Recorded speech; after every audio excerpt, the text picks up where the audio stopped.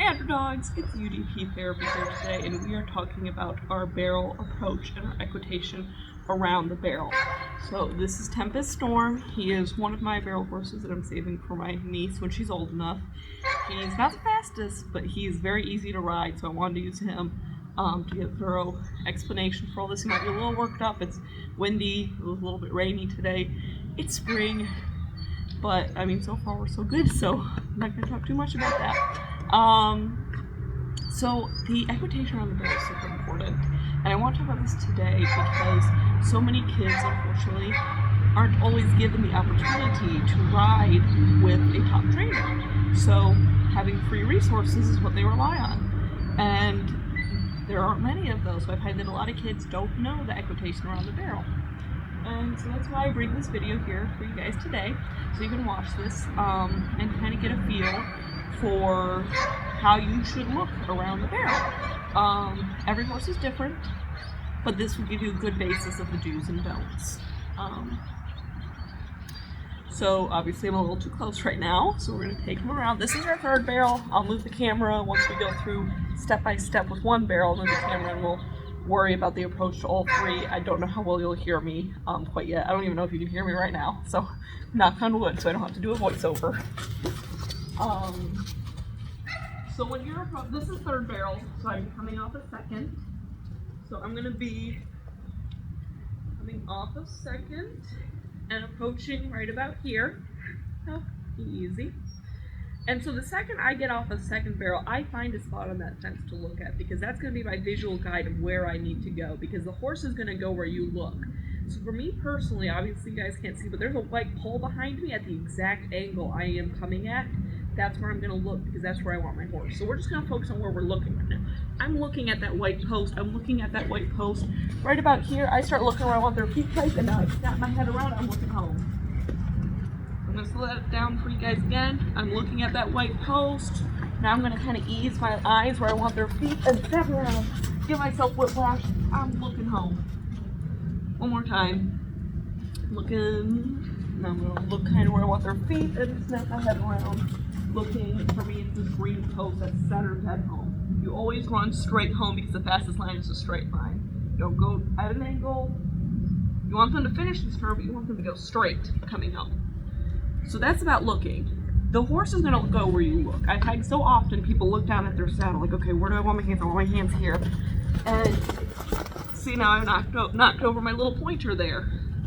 I have to get off and fix that now, because I'm not looking where I'm going. So that could have been a down barrel if I wasn't on a good horse.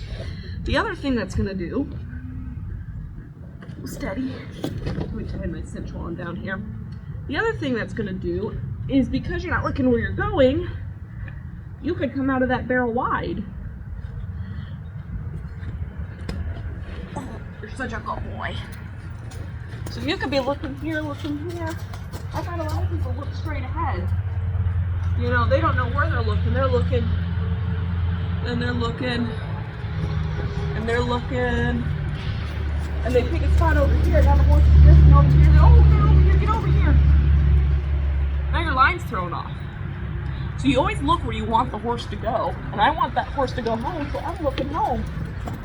I'm snapping around that barrel because I'm looking where I want my horse to go. That makes sense. The other thing, we've all heard it. Look up, don't look at that barrel. So let me get them a little farther away, because I want to show you guys. Visual is the best way to think it. If I'm looking at that barrel, where do you think the horse is going to go? The horse goes where I look. Get around here. I'm going to look dead at that barrel. I ain't even going to steer. I'm looking right at that barrel. He fixed it himself, because this is a damn good horse. But you see where he was facing for most of that time? Not that I wasn't steering. So I could have fixed that with my steering. But the point is, if you're looking at that barrel, the horse is going to go to that barrel.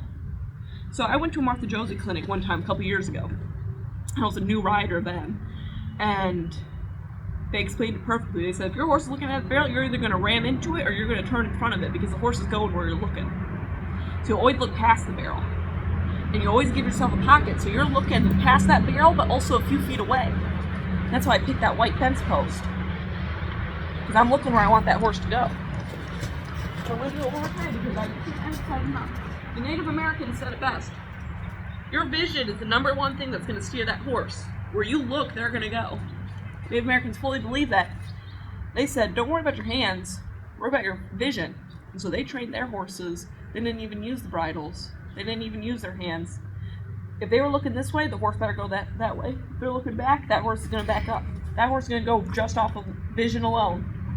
And so that's why it's so important to look where you want to go. If you want them to snap around that barrel, you better be looking home. This is something that everyone messes up on sometimes because you're thinking, I want that barrel to stay up. So what you're going to do, you're going to look at that barrel, like, stay up, stay up. That's how you get people wanting to save barrels. So even when I look at that camera, you hesitate. You say, oh, are we going this way? So you always look where you want to go. So I picked that spot on the fence. I'm looking at that fence post. Looking at that fence post. Look where I want their feet placed. Now I'm looking home. I'm not even halfway around. I'm already looking home because that's where I want them to go. And that gets that snap around that barrel. Next thing is approach. How many feet away do you want to be? So I'm coming off that second barrel. I'm coming off that second barrel. I want to be a straight line. I don't want to be over here coming at that barrel. Because now when I pull them around it, I've got all of this time wasted. And they might hit it on that backside because I came in so wide and I need to overcorrect. I just did this last show. I didn't pick a spot on the fence, so he came in wide, and I had to lift him up to keep him from hitting it. You don't want to be too wide. You also don't want to be too tight. When you come in too tight, now I have a tire here preventing me from doing it because that's how I practice. I practice with, especially when I have a green horse. Now, him and Rocket, I don't really have this set up, but Johnny, I have this set up right now because we're really teaching him. But a lot of kids I find, they want to go right here, right over top of my tire. Well, now your foot's about to hit it. Not only that, you might hit it coming in, but if I came in over top of that barrel, they don't have enough room to get around themselves to snap around it. So they're going to come out over here, and now you have a wide run home, or wherever. You might miss the barrel if you're coming out of first barrel like that. If you're coming out of first barrel and you came in too tight, have fun trying to make it to second barrel. So that's why you really want to make sure you've got about 4 to 6 feet. And the slower you work, the wider you go. Because the faster you go, the tighter they come in. So you want to work wide when you're working slow. That's why I got that tire there. This tire is about where I want to be to give them what's called pocket. So that's going to give me a good approach. That gives me pocket so they can snap around it. And if this cone wasn't here, I'd really want them to hug this back side. But because I'm working slow, I have these cones set up to make them go a little bit wider for Johnny. So that's approach. It's very important to have your approach down. That's why we want to look where we pick a spot where we want to go, because they're going to go where we look. Everything's connected. Now let's talk about legs. Now, if you want a tight turn, what leg are you going to use around the barrel? Little door explorer there. I bet about 50% of you said use the outside because you want them to come closer, so you push them closer with your outside leg. No sirree. You don't want to use the outside leg around the barrel because that's keeping them straight. You're keeping them straight, keeping them straight, keeping them straight. And yeah, you went around it nice and tight. If you went straight, what's the number one thing you want in a barrel horse? You want bend. You want them to bend around your leg. So I always use my inside leg. Now, if I'm on the back side, I might add a little bit of outside leg and take my inside off just a little bit to help them snap around it. When I'm coming into it, I want bend. So I add my inside leg because that bends the rib cage around my leg. So they come around this little bit. So right about here, I'll add a little bit because we're going to straighten out to go home. So I'm already getting my hand off the horn, getting up here. So it's going to straighten them out a little bit. So then I might add a little bit of outside leg. For probably 70-80% of the turn, more like 90% of the turn, I've got my inside leg on there. Because that's going to ask them to bend around it. So I could, and you know, my trainer told me for years, she'd have me go around that same barrel 100 times at the trot until I had my inside leg on and my outside leg off for at least a couple of them. Your outside leg should not be touching them coming in because that straightens them, and you want them bent around the barrel. They should be curved like a C. Now I'm walking, so I'm not asking for a lot of bend right now. but I keep, my outside leg should not be touching them. Ideally, this is the hard part, keeping the outside leg off and asking for them to bend around my inside leg. I always keep that inside leg on them. Now, it becomes muscle memory eventually. If I have my horse coming way over here, I might add some outside leg, but that's because I'm correcting a rider error. If I'm doing everything else correctly, ideally I should only have to add a little bit of inside leg and have to bend around my leg. If that makes sense. So that's leg, inside leg. Now here's going to be the tricky part, hand placement. The biggest thing I'm going to tell you right now that everyone's going to make a mistake on, crossing over the midline. Cannot say this enough. Yes, we are neck reining around our barrel. But what does neck reining ask a horse to do? They keep their head a little bit straight. Now they're going to bend a little bit. But when I cross over that midline, I'm using one hand. You're going to see a little bit of bend. But I'm asking with one hand for him to move over. That's fairly straight. Because nothing's bending his nose. All that's going is this outside rein touches his neck and he moves over. He's not even bending his nose to the outside. So when I say cross over the midline, because some people might not know what that is, let me try to get him over here for you guys. When I say cross over the midline is their neck, where this hair grows from. This hand should not cross over here. This hand should not cross over here. Your hands are on two separate sides. Cut them in half, one hand on each side. They should never be crisscrossing. That makes sense. So, one thing I find people do is their horse is not getting tight enough. So they move them like this. Where's his nose going? Let me show that again. I'm right here, and I'm going to cross over that midline. That nose is going to the outside. I'm pulling my horse to the outside. They can't see that barrel. So how do I expect them to turn around something they can't see? The other thing that's doing is they go where you pull. So you're pulling them to the outside, you're pulling them farther off that barrel. Does that make sense? So if you have a horse, you don't want to cross over that midline and pull that nose to the outside. Now right here, what one trainer told me to do, which is a very good trainer, she had a horse. Now again, we don't cross over the midline. She wanted to snap around that back side. So she'd pick up her outside hand and pick straight up and snap her. In the slow work, not in her race, but in her slow work, she asked him to snap around by picking straight up, moving him over. So he counter-armed. That's completely different because you're picking straight up, you're not crossing that midline. Even then, you only do that in slow work. And you do it just on the back side because you're asking them to snap around it without crossing the midline. So I'm really cautious about making sure I don't cross over my horse's neck with my hand. The other thing people do, my horse is going to hit that barrel. So let me pick him up over here and move him out. You even heard him run for it. He didn't like that. Because I crossed over the midline again. Move him out by crossing over the midline. Well, now you're moving him closer. Because you're just adding, and he's still going to move out because that's how you're going to move. But I find a lot of people that cross over the midline, they just pull their horse in closer because you're pulling more with the inside rein. So never cross over that midline because you're taking away that fluid movement. You're making stiff movement and you're making incorrect movement. So instead, what I would recommend you do, if you have a horse that's about to hit the barrel, just like we had counter-arced here, pick straight up. Don't cross over the midline, just pick him up. I call it up and over. I'm moving him out, but I'm still keeping that nose bent in and I'm not touching him with the outside. I'm not crossing that midline. I'm just pulling up a little bit higher than I normally would to keep him bent. I do this a lot in my slow work to pick up their shoulder. Rocket likes to drop his shoulder at the second and third barrel. That was my fault. I gave him the habit, and I had to fix the habit that I created. So what I do is when I'm approaching second and third barrel, let me get a little bit farther here. A little bit figure eight. When I'm approaching my third barrel or my second barrel, I pick up their nose and I move them up just a little bit, and then I drop in. Drop my hand down so they snap around it. So you just pick him up a little bit. You shouldn't be pulling hard, just enough to lift up that shoulder. And again, straight up, almost like you're got your arm shaped in an L. You're not crossing over here because now I'm moving him out again. Never cross over the midline. Can't say it enough. Now, if you have a horse that doesn't drop their shoulder, you don't even have to worry about lifting up. I'm going to tell you what you do. So I'm going to get them around to where we're approaching it again.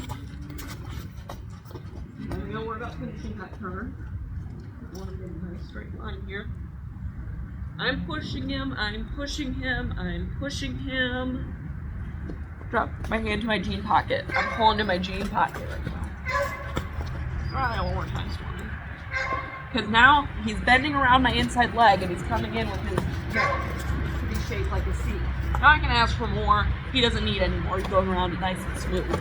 If I really wanted to bring his nose in, I could bring his nose in like this and really round him around that turn. I don't need to do that. It's pretty easy. And have this nice soft hand, just ask him to move around it, getting that nose just tipped in so I can see the corner of his eye. And I'm pulling to my jean pocket. Now, a horse like Rocket, I'm usually going to be back here if I'm going full speed. This thing is a little bit more. I'm really at my jean pocket. I don't want to be up here, because that makes him want to stop. That slows him down. He doesn't know where to go. I don't want to be out here. This is a little more acceptable for some horses if you have a horse that turns best like this, but that's not like really bending the nose in and snapping around that barrel. That's just guiding him. It's not snapping around it. So I just pull my jean pocket, ask for a little bit of bend. Now he's getting bored of me. Now when do we add our horn in? Because you know we grab our horn around. I'm gonna get him a little bit situated here. When I'm approaching that barrel, right about here, I'm going to start to sit back. I'm going to sit back and put my weight at the back of the saddle. That's going to get him to go underneath himself. If I have a really pushed out horse, I'll wait another stride or two. If I have a free runner horse, I might check him up a little bit early. Especially, you can do what's called a two-hand check, where I just ask him to slow down, maybe back up here. Just a little bump. Now, my horses don't really need a two-hand check. Typically, every horse you should two-hand check. Because that's going to get them underneath themselves. So right here, I might give them a little two-hand check. Almost like I'm asking them to stop, but just enough to get them underneath themselves, because you want them to get underneath themselves, their hips. And I'm coming in. I'm two-handed. I'm still asking, but I'm asking. They know they're going to slow down soon. My leg's even with the barrel now. You see where my tire's at? I'm even with that barrel. The leg is even with the barrel. This is where I'm going to drop my hand. And I've got my horn.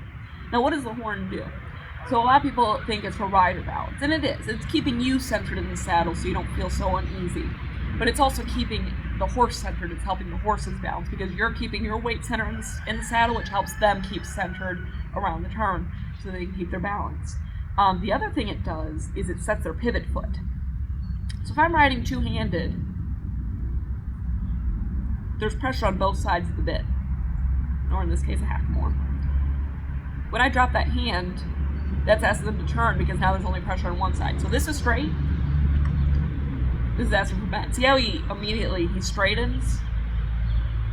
And then that one time, I don't know if he'll do it. Oh, see, he bent ever so slightly, a little inch.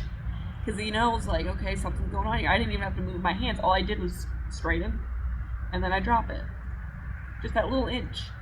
Because he knows something's coming. Because this two-handed keeps them straight. When that hand drops, you're asking them to bend. That's a good boy. I didn't even know my horse could do that. So you're setting their pivot foot. You're asking them to bend because this has no pressure now. And you're grabbing your horn to set that pivot foot. Their pivot foot can only be set for 3 strides. So you have 3 strides. If you're too early, they're going to come out wide because they lose their pivot foot. They only have 3 strides to do it. If you do it late, then you're going to blow it past your barrel. So I'm going to have my horn here, inside leg. I'm looking where I want to look. I'm going to add for a little bit more to my hip there, to my jean pocket. So I'm going to do it without stopping this time. I'm sitting, I pick my spot on the fence, I grab my horn here, Look at my hand pocket. I was a little bit late to ask him because I'm going at a walk. Because right here is where you're going to start to tip their nose in, get your inside leg on, grab your horn. Right at this spot, even with the barrel. Your leg is even with that barrel coming in. The other thing I see people do is they ride like this all the way to the barrel. Hustle, hustle, hustle. Their hand is on the horn the whole way in between barrels. That's fine on the run home, as long as your two hands stop them. But between barrels, again, the horn means set the pivot foot. So if you're riding all the way from second barrel to third barrel with your hand on the horn, they don't know when to set their pivot foot, and you're asking them to bend, so they might be more likely to run into it because this is asking them to bend, this is asking them to turn. So the horse isn't going to know, one, when to set their pivot foot, because there's nothing to ask them to straighten before the bend, and two, they're going to be more likely to hit that barrel because you have nothing steering and stabilizing them. Two-handed between barrels stabilizes them so you can really pick your spot. You know, if I'm riding over here, if I'm riding one-handed, I've got nothing telling them when to turn. I'm just going to pull them in. There was no other, there wasn't that many cues there besides sitting deep and your hands already on the horn. So, but if I ride two-handed, I've got more stuff to save myself. If I make a mistake, I can stabilize them with my hands. I should reiterate, you should be touching them with your hands. But you've got two hands on the reins, which is stabilizing them. You shouldn't be up here with your two hands. You should be pulling on them. But you've got this on the hand so that they know, like, okay, she's touching me, but she's not touching me. You're slacking the reins. She's not pulling back, but I know her hand is on that rein. And then I'm ready to grab my horn and set that pivot foot. This straighten and stabilize, it straightens them. So if you're coming around second barrel and you're straightening out for third, the second you grab your hand, they're going to straighten. You know, if I'm here, bending them, and then I grab this to stabilize them, not crossing over the midline, but they know that they're running home now. They're not coming over here, they're not coming over there, they're going straight because that outside rein stabilized them. If I have my horn around the second I get out of the second barrel, I grab my outside rein, that straightens them to go straight to third instead of coming way out or coming way in. That makes sense. So timing is everything. The other thing I haven't talked about yet is what is your hips doing? Let me get one step forward here. Oh. I lean my hip in just a little bit. I learned this from a very good trainer. Lean my hip in just a little bit. You're not leaning like this. So now you're throwing them off balance. From your belly and up, your waist up, you should be up straight. Shoulders back, up straight. Like you're in an equitation class almost. You might be up here between barrels. But at the turn, you're sitting up straight, maybe leaning back a little bit to put your weight back. But your hip is going to be, and in fact, my hip was already doing it unconsciously. Your hip is leaned in just a little bit. Because you're pushing your weight towards that. So you've got your hip telling them to go in, but then your inside leg telling them to bend around it. So I'm leaning in, because the horse is going to go where you lean. So let's say I lean this way. Where are you going to turn? I don't know if this is going to work. Oh yeah.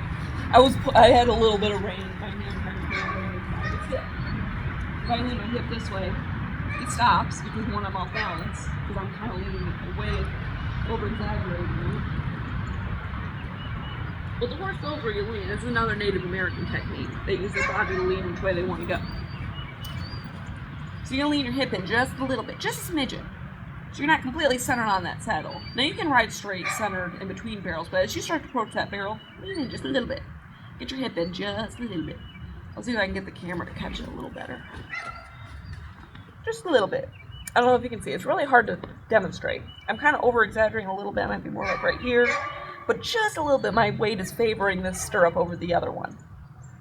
Obviously, towards the barrel you want to go to, because they're going to go where you lean. They're going to go where you lean because it's keeping them balanced. So they need to get underneath you. When I tell my horses, stay between my legs, you know? So I'm keeping my legs in a little bit.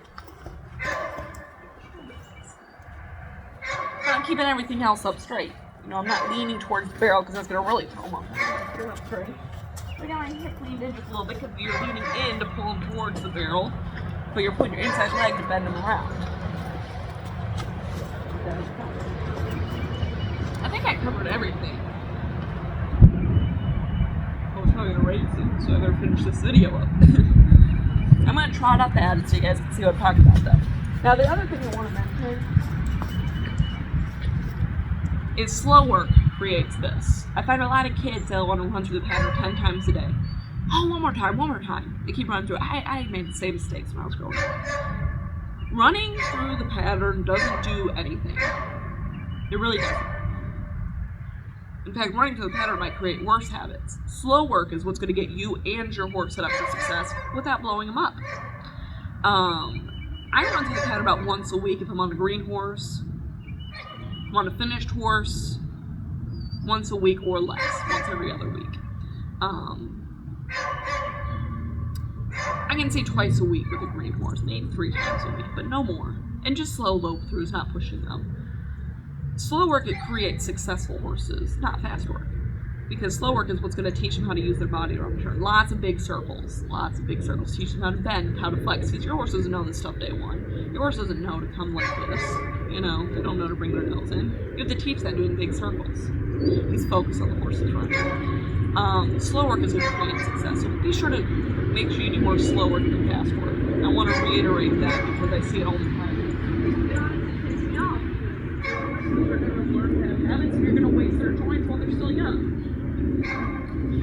Come in.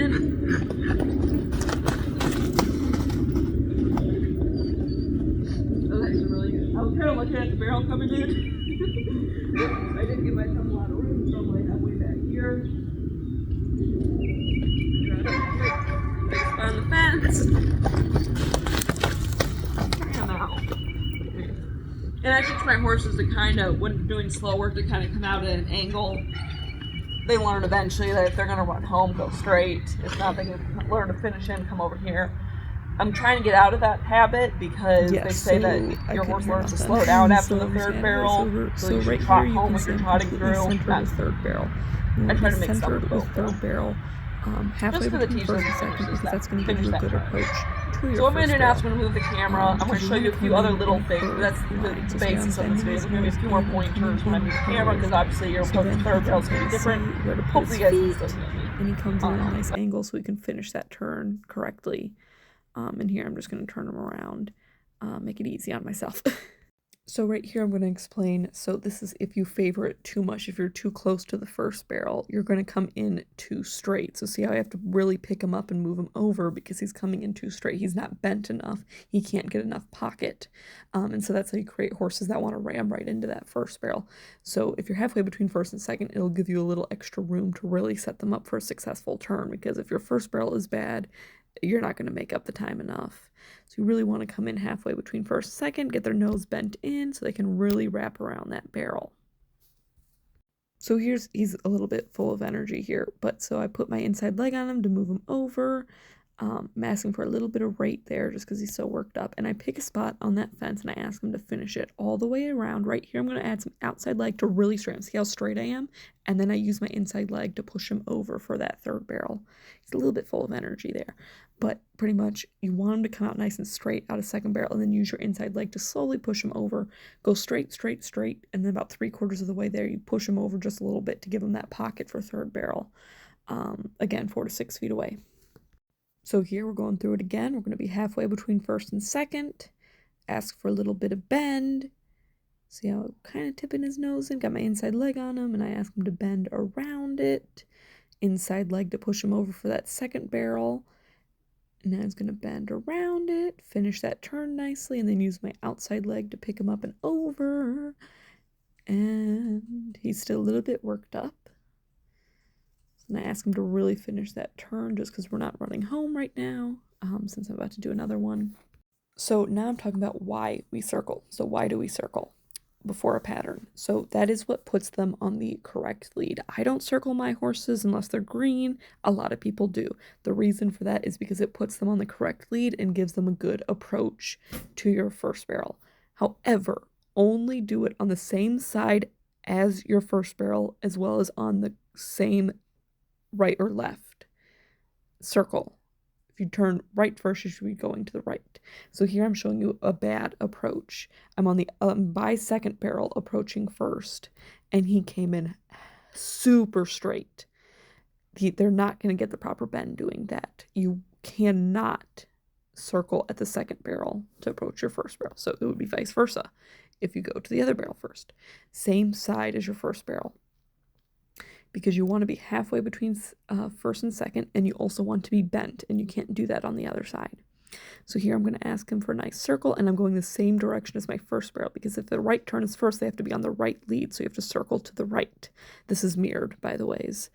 So here I'm coming in, and see how I had a nice approach to first barrel. He's a little bit full of energy today, but I digress. So that guy gave us the perfect approach to first barrel.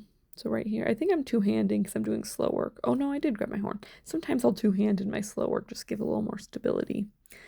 But yeah, so always circle on the same side as your first barrel, going in the same direction as your first barrel. So here we can see an example of me not really setting him up properly for that turn. So I'm not really having him bent in enough. I also didn't check him up, so he kind of went out on that hind end. So now I ask him to go again, and just keeping him bent, keeping him with me, and I don't do a lot of circles with him. I do a lot more with my other horses. So it's good to see him do some nice circles around that, really working on just keeping him with me and making sure his hind end is in sync with his front end, and that is why slow work is so important. So this is an older one that I can pick apart the good and the bad. So it's from best to the best. And here you can see I'm halfway between first and second. I've got his nose tipped in. I've got my inside leg on him. So he's in a curved line. Right here I'm going to sit, grab my horn right there, and right there I'm going to look up. I could have looked up about a stride earlier and he would have snapped around that a little bit nicer. Push my inside leg on him. Now here I'm looking right at the barrel, and I cross over the midline ever so slightly. And so that's going to make me come out wide right there. I could have snapped around that one stride more, but because I looked where I was going, it was a little bit better. And grab with my outside. I'm always a little late going to second to third because I want to get an extra oomph going up to it. Right here, I pick up his shoulder, and I look up right there. Could have been a little bit earlier, and he really would have snapped around that barrel, but you can see what I'm talking about. Now I'm going to let him run home. Here it is full speed for you guys. So I'm pushing, but I keep him curved in. Sit, look. There we go. Real nice. Dropped him in. That was my bad, but I was looking where I was going. Right here. Gonna look right there. There we go. This is a more recent run. You'll see the mistake on third barrel, but here I've got him halfway between first and second. I've got him curved in, nose tipped in. I'm sitting right there. I grabbed my horn about a stride early, but it's okay. I looked where I was going right away, snapped him around it. Now I've got my inside leg on him for the left barrel, and I'm pushing, I'm looking. I got a spot picked on the fence, grabbed my horn a little early, and that's why I curved in a little bit wonky. All right, I had him lifted up, but I didn't cross over the midline. I looked where I was going. I've got him going, and did not pick a spot on the fence. So that's why he was about 2, 3, 4 strides away, and so I pick him up, but I still didn't cross over the midline. That's why I was able to save that barrel, because I lifted his shoulder up without crossing the midline. Now I'm pushing him home. Here it is in full speed.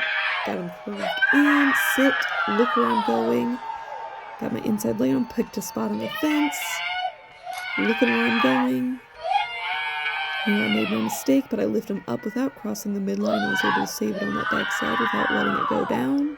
And I should have pushed him more home, but it's okay.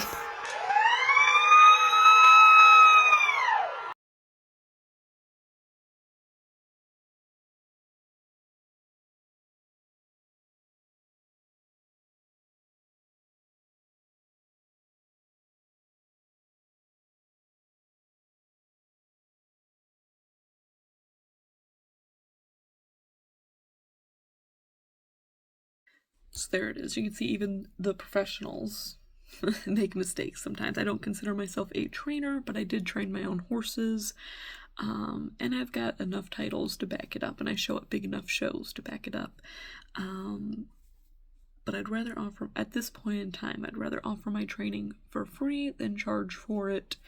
I've worked with some great trainers. I highly recommend others do the same. This is a really good video for like beginners who really want to get into it, or like intermediate who just want to tweak some things, maybe learn something new. because there is a lot of good information in this video, learned from dozens of different trainers. This is a start. There are so many layers to it. I absolutely love it. And you're not going to be perfect every time, but as long as I am a very technical rider, I have all the information and I'm working on applying it. And I find that so much more important than just asking for speed. It's the technicality of those turns that are so important. And I love looking into different stuff about that. So yeah, hopefully this helps you, and I will see you guys.